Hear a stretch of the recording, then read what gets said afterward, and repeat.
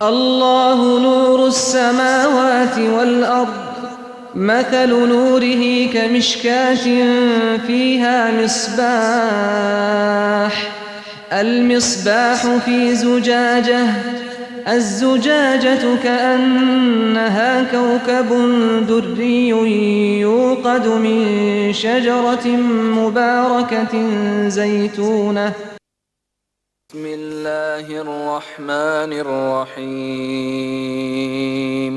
الحمد للہ رب العالمین الرحمن الرحیم مالک یوم الدین ایاک نعبد و ایاک نستعین اهدنا الصراط المستقيم صراط الذين أنعمت عليهم غير المغضوب عليهم ولا الضالين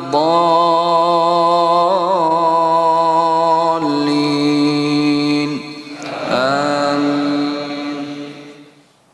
نحمده ونصلي على رسوله الكريم أما بعد فأعوذ بالله من الشيطان الرجيم بسم اللہ الرحمن الرحیم رب اشرح لی صدری ویسر لی امری واحلل عقدۃ من لسانی یفقہوا قولی.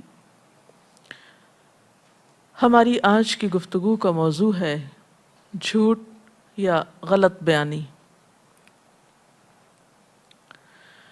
جھوٹ بولنا ہر دین و مذہب میں اور ہر اخلاق کے اعتبار سے یا ہر اخلاقی معیار کے اعتبار سے ہر قوم اور ہر معاشرے میں ہمیشہ ناپسندیدہ ہی سمجھا گیا ہے.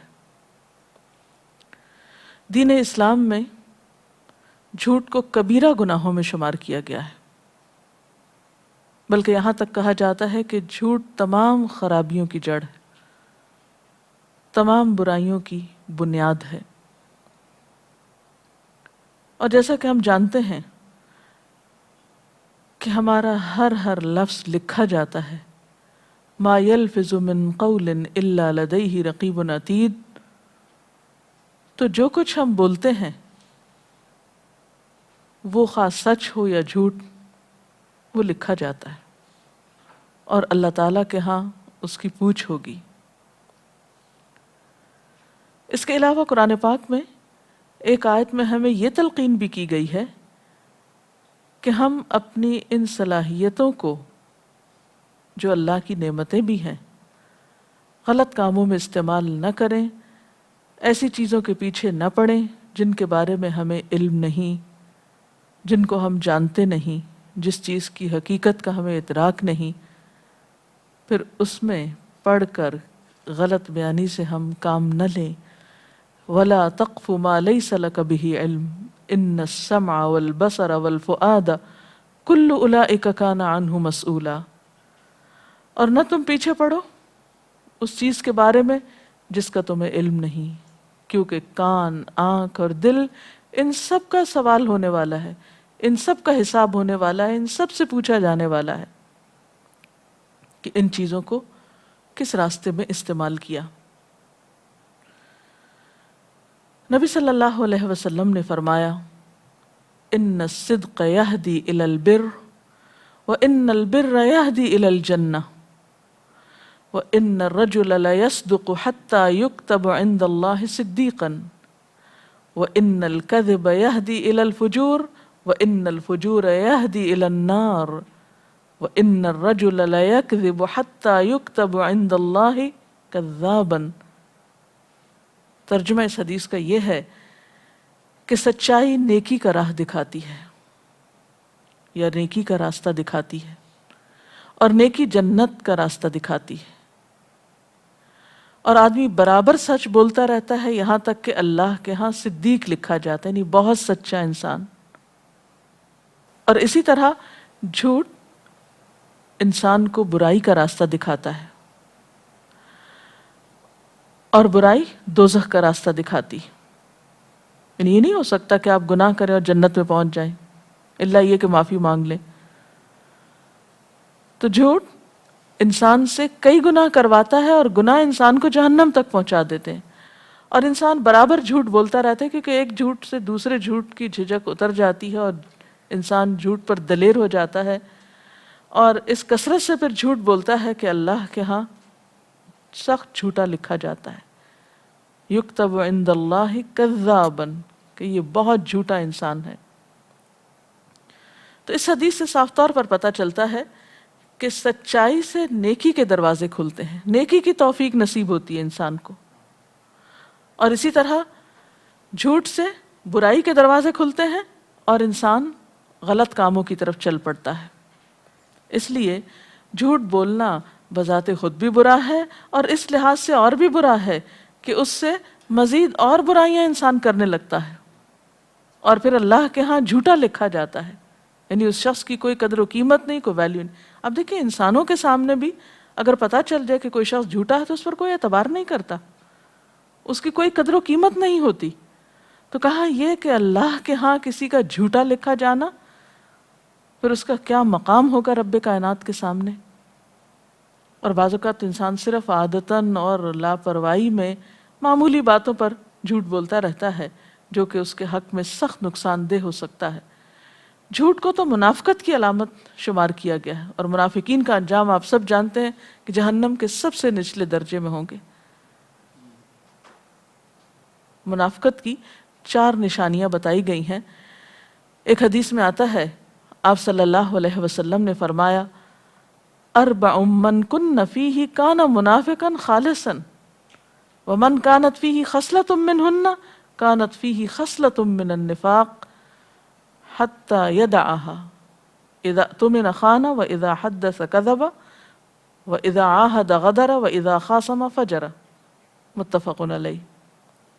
آپ صلی اللہ علیہ وسلم نے فرمایا، جس شخص میں 4 خصلتیں ہوں وہ تو پکا منافق ہے، اور جس میں ان میں سے ایک خصلت موجود ہو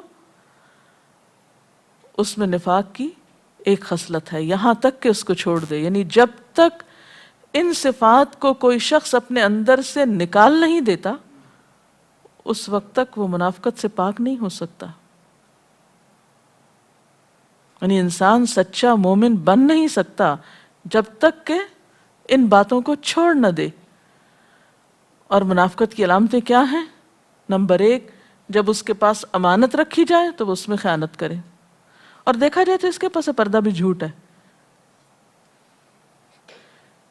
اگر وہ بات کرے تو جھوٹ بولے، اور جب وعدہ کرے تو عہد شکنی کرے، وعدہ پورا نہ کرے، اور وعدہ توڑنے میں بھی جھوٹ کار فرما ہوتا ہے، اور جب جھگڑا کرے تو گالی گلوچ کرے۔ اور گالی گلوچ کیا ہوتا ہے؟ دوسرے کو ایسے ناموں سے پکارنا جس کا وہ اہل نہیں، مستحق نہیں۔ تو بات یہ ہے کہ آج جب ہم اپنے معاشرے کی طرف نظر دوڑاتے ہیں تو بہت سے لوگ ان برائیوں کو، ان خامیوں کو، ان عیبوں کو، ان غلطیوں کو غلطی بھی نہیں سمجھتے۔ بعض اوقات مذاق میں، بعض اوقات ضرورتاً، بعض اوقات عادتاً ان برائیوں کا ارتکاب کرتے رہتے ہیں،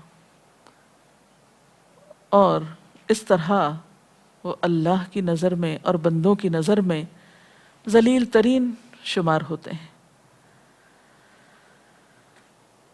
عام زندگی میں جھوٹ بولنا تو بڑی برائی ہے ہی، جھوٹا خواب بیان کرنا بھی بہت بڑی برائی ہے۔ یعنی عام زندگی کے حالات اگر انسان ان میں غلط بیانی کرتا ہے، حقائق سے منہ موڑتا ہے، تو یہ بھی ایک برائی ہے، یا حقائق کو بدلتا ہے تو یہ بھی ایک عیب ہے۔ روزمرہ کی زندگی میں جھوٹ بولنا تو برائی ہے ہی، اور اس کے برائی ہونے میں کوئی شک نہیں، لیکن جھوٹ کی برائی کا آپ اس سے بھی اندازہ لگا سکتے ہیں کہ اگر کوئی شخص جھوٹا خواب بیان کرتا ہے تو اسے بھی برائی شمار کیا گیا ہے۔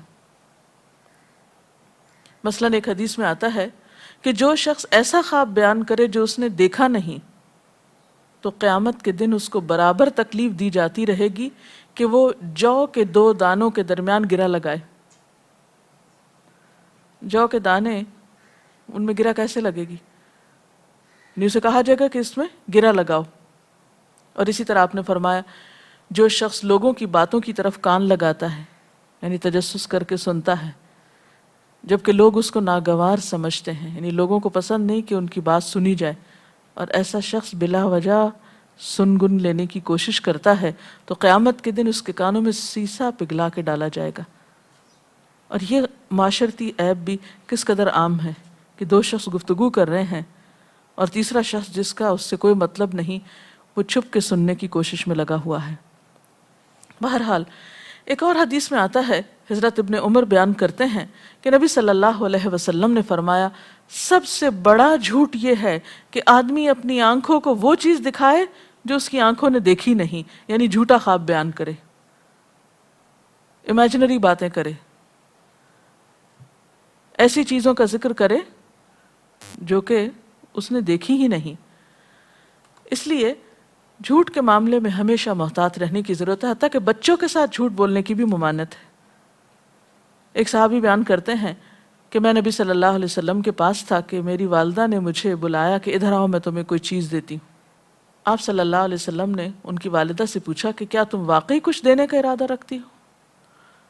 کیونکہ اگر تم اس کو چیز کا کہہ کے بچے کو بلا رہی ہو اور پھر وہ چیز نہیں ہے تمہارے پاس، یا ایک جھوٹی بات کر رہی ہو، تو یہ بھی تمہارے حق میں جھوٹ لکھا جائے گا۔ یہ نہیں کہ کسی بڑے انسان کے ساتھ یا کسی سمجھدار انسان کے ساتھ غلط بیانی کرنا برا ہے، دین اسلام میں تو بچوں کے ساتھ غلط بیانی کرنا بھی جھوٹ شمار ہوتا ہے۔ عموماً ماں کو دیکھا گیا ہے بچوں کو ڈرانے کے لیے وہ چیل آ گئی، وہ کوا آ گئی، وہ بلی آ گئی، وہ جن آ گیا، اس قسم کی باتیں کرتی ہیں تاکہ ان سے معمولی کام نکلوائے جا سکیں یا ان کو ڈرا دھمکا کر ان سے کوئی کام کرایا جا سکے۔ چھوٹے ہوتے ہیں بچے، معصوم ہوتے ہیں، ان کو بعض اوقات سمجھ نہیں ہوتی، اس وقت وہ وقتی طور پہ مان جاتے ہیں، لیکن ہمیشہ کے لیے ماں کا اعتماد کھو دیتے ہیں جب بڑے ہو کر ان کو سمجھ آ جاتی ہے کہ ان سے غلط بیانی کی گئی۔ تو جن بچوں کی تربیت میں جھوٹ کا عنصر ہو ان کا اخلاق پھر صحیح طور پر سنور سکتا ہی نہیں۔ اس لیے والدین کی اہم ترین ذمہ داری ہے کہ وہ بچوں کے سامنے غلط بیانی کا مظاہرہ نہ کریں تاکہ ان کے اخلاق اور کردار کی بنیادیں سچائی پر قائم ہوں۔ پھر اسی طرح جھوٹ کی ایک قسم یہ بھی ہے کہ انسان جو بات سنے آگے بیان کر دے بغیر تحقیق کے، سنی سنائی کو سنانا شروع کر دے۔ آپ صلی اللہ علیہ وسلم نے فرمایا کفا بالمرء کذبا ان یحدث بکل ما سمع، کسی انسان کے جھوٹا ہونے کے لیے اتنا ہی کافی ہے کہ ہر سنی سنائی بات آگے کر دے، بغیر سوچے سمجھے اس کو یقین کر کے دوسروں تک پہنچانا شروع کر دے۔ اسی طرح جھوٹ کی ایک قسم نبی صلی اللہ علیہ وسلم پر جھوٹ باندھنا ہے، اور وہ کیسے کہ بات کسی کی ہو اور اسے آپ صلی اللہ علیہ وسلم سے منسوب کر دے کہ ایک حدیث میں یوں آتا ہے۔ بعض لوگ نادانستگی میں، ناسمجھی میں کچھ اقوال یا حکمت کی باتیں حدیث کہہ کے لوگوں سے بیان کرتے ہیں، تو خواہ کوئی معلم ہو، مدرس ہو، مربی ہو، کوئی بھی، اس کو یہ حق ہرگز نہیں ہے کہ جس بات کے بارے میں اس کو یقین نہیں کہ وہ حدیث ہے اسے حدیث کہہ کے لوگوں کو سنائے، کیونکہ آپ صلی اللہ علیہ وسلم نے اس پر شدید وعید بیان فرمائی ہے۔ آپ نے فرمایا من کذب علی متعمدا فلیتبوأ مقعدہ فی النار، جو شخص مجھ پہ جان بوجھ کے جھوٹ بولے، اس کو پتا ہے کہ یہ بات میں نے نہیں کی، مجھ سے منسوب کرے، تو اسے چاہیے کہ اپنا ٹھکانہ جہنم میں بنا لے۔ یعنی انتہائی ناپسندیدہ باتوں میں سے ہے یہ بات، اللہ کے ہاں بہت غضب دلانے والی، کہ کسی بھی عام انسان کی بات کو نبی صلی اللہ علیہ وسلم کی بات بنا دیا جائے اور غلط باتیں آپ کی طرف منسوب کی جائیں اور ان کو دین کا حصہ بنا ڈالا جائے۔ یہ بہت بڑا جرم ہے اور اس کا انجام آگ ہے۔ اسی طرح بعض لوگ بغیر سوچے سمجھے کچھ باتوں کو کہتے ہیں قرآن پاک میں یہ لکھا، حالانکہ وہ نہیں لکھا ہوتا۔ تو جب تک آپ کو یقین نہ ہو کہ کوئی بات قرآن پاک میں لکھی ہے تو ہرگز نہ کہیے کہ یہ قرآن پاک میں لکھا ہوا ہے، وہ اللہ پر جھوٹ باندھنا ہو جائے گا۔ اسی طرح بسا اوقات تکلف میں جھوٹ بولا جاتا ہے۔ آپ شدید ترین بھوکے ہیں، کوئی آپ کو کھانا پیش کرتا ہے تو آپ کہتے ہیں نہیں مجھے بھوک نہیں ہے۔ آپ صلی اللہ علیہ وسلم کے سامنے بھی کسی نے اسی تکلف کا مظاہرہ کیا تھا تو آپ نے فرمایا بھوک اور جھوٹ کو جمع نہ کرو، یعنی ہمارے دین میں جھوٹے تکلف کی کوئی گنجائش نہیں ہے۔ اسلام انسان کو حقیقت پسند بناتا ہے، سچائی کو پسند کرتا ہے۔ اللہ تعالیٰ نے اپنے لیے سچائی کی صفت کا ذکر فرمایا ہے، وَمَنْ أَصْدَقُ مِنَ اللَّهِ قِيلًا، اور اللہ سے بڑھ کر کسی بات میں سچا اور کون ہو سکتا ہے۔ انبیاء علیہ السلام کی صفت بتائی گئی کہ وہ وعدے کے سچے تھے۔ اللہ تعالیٰ اپنے بارے میں بھی فرماتے ہیں کہ ان اللہ لا یخلف المیعاد، بے شک اللہ وعدے کا خلاف نہیں کرتا۔ ومن اوفا بعہدہ من اللہ، کون ہے جو اللہ سے بڑھ کر اپنے وعدوں کو پورا کرے۔ پھر اسی طرح حضرت ابراہیم علیہ السلام کی صفت قرآن پاک میں بتائی گئی، وَاذْكُرْ فِي الْكِتَابِ ابراہیم انہ کان صدیقا نبیا، اس کتاب میں ابراہیم علیہ السلام کا ذکر کیجئے، وہ بہت سچے نبی تھے، صدیق تھے۔ اسی طرح حضرت اسماعیل علیہ السلام کی یہی صفت بیان کی گئی کہ انہ کان صادق الوعد، کہ وہ وعدے کے سچے تھے۔ وکان رسول النبی، اور رسول نبی تھے۔ پیغمبروں کے بارے میں عام طور پر یہ گواہی دی گئی کہ وجعلنا لہم لسان صدق علیہ، کہ ہم نے ان کو سچی زبان عطا کی تھی۔ اسی طرح صحابہ کرام کی صفت قرآن پاک میں بیان ہوئی ہے کہ انہوں نے جو کہا وہ سچ کر دکھایا، اور سچائی کو ہمارے دین میں اطمینان کا سبب بتایا گیا۔ یعنی جھوٹ جو ہے وہ انسان کے دل میں بے چینی پیدا کرتا ہے، شک پیدا کرتا ہے، انسان کو پریشان کرتا ہے، انسان کو مجرم بناتا ہے۔ اور اس کے برعکس سچائی وقتی طور پر اگر تلخ بھی ہو، کڑوی بھی ہو، ناگوار بھی ہو، مشکل بھی ہو، لیکن انسان کے دل میں الٹیمیٹلی اطمینان پیدا کرتی ہے۔ اور اس کے لیے دعا مانگنے کے لیے بھی کہا گیا وَقُلْ رَبِّ أَدْخِلْنِي مُدْخَلَ صِدْقٍ وَأَخْرِجْنِي مُخْرَجَ صِدْقٍ، اللہ مجھے سچائی کی جگہ داخل کر اور سچائی کی جگہ سے نکال، یعنی ایسے لوگوں کی صحبت اور ایسا مقام ملے کہ جہاں سچ کا دور دورہ ہو اور جھوٹ سے پرہیز ہو۔ اور پھر اہل ایمان کو یہ تلقین کی گئی، کہ وہ سچے لوگوں کا ساتھ دیں۔ کونوا مع الصادقین کا لفظ آتا ہے قرآن پاک میں، کیونکہ انسان اگر سچے لوگوں کے ساتھ ہوگا تو سچائی ہی کو پسند کرے گا۔ اور ویسے بھی انسان کی صحبت انہی لوگوں کے ساتھ ہوتی ہے، انسان انہی کے بیچ میں ہوتا ہے، انہی کے بیچ میں اٹھایا جائے گا قیامت کے دن، جن لوگوں کی صفات اور عادات اس کو پسند ہوتی ہیں اور جن کے ساتھ وہ رہتا ہے اور جو اس کی صحبت اور کمپنی ہوتی ہے۔ اور جھوٹ کی برائی تو اس قدر زیادہ ہے کہ مذاق میں بھی جھوٹ کو پسند نہیں کیا گیا، اور ایسا شخص جو لوگوں کو محض ہنسانے کے لیے جھوٹ بولے وہ بھی ناپسندیدہ قرار دیا گیا۔ اس لیے ہمیشہ ہر حال میں جھوٹ سے پرہیز کرنا لازم ہے۔ ایک اور حدیث میں آتا ہے رسول اللہ صلی اللہ علیہ وسلم نے فرمایا جو شخص اسلام کے علاوہ کسی دوسرے مذہب کی عمدن جھوٹی قسم کھائے، مثلا یہ کہے کہ اگر میں یہ کام کہوں تو یہودی ہوں، اور اس نے وہ کام کر لیا تو وہ جس طرح اس نے کہا تھا ویسا ہی ہو جائے گا۔ یعنی کبھی بھی کسی طرح جھوٹ کا سہارا نہیں لینا چاہیے۔ اسی طرح جھوٹی گواہی سے بھی بچنا چاہیے اور جھوٹی قسم سے بھی بچنا چاہیے۔ جھوٹی گواہی کا مطلب کیا ہے کہ انسان کسی کی مدد کرنے کے لیے، کسی کا ساتھ دینے کے لیے اس کی طرفداری کرتے ہوئے غلط بیانی کرے۔ ایک حدیث میں آتا ہے نبی صلی اللہ علیہ وسلم نے فرمایا میں تمہیں بہت بڑے کبیرہ گناہ کے بارے میں خبر نہ دوں؟ ہم نے عرض کیا ضرور یا رسول اللہ صلی اللہ علیہ وسلم۔ فرمایا اللہ کے ساتھ شرک کرنا اور والدین کی نافرمانی کرنا۔ آپ ٹیک لگائے ہوئے تھے، یعنی جب یہ بات فرما رہے تھے تو آپ سیدھے ہو کر بیٹھ گئے اور آپ نے فرمایا خبردار جھوٹی بات، یعنی کبیرہ گناہوں میں سے کیا ہے؟ جھوٹی بات۔ اور آپ نے پھر فرمایا خبردار جھوٹی بات، اور آپ اس جملے کو بار بار دہرا رہے تھے یہاں تک کہ ہم نے کہا کہ کاش آپ خاموش ہو جائیں۔ یعنی اتنا زیادہ تکرار کے ساتھ بار بار آپ نے یہ بات فرمائی کہ جھوٹی بات جو ہے وہ اللہ کی ناپسندیدہ باتوں میں سے ہے یا کبیرہ گناہوں میں سے ہے۔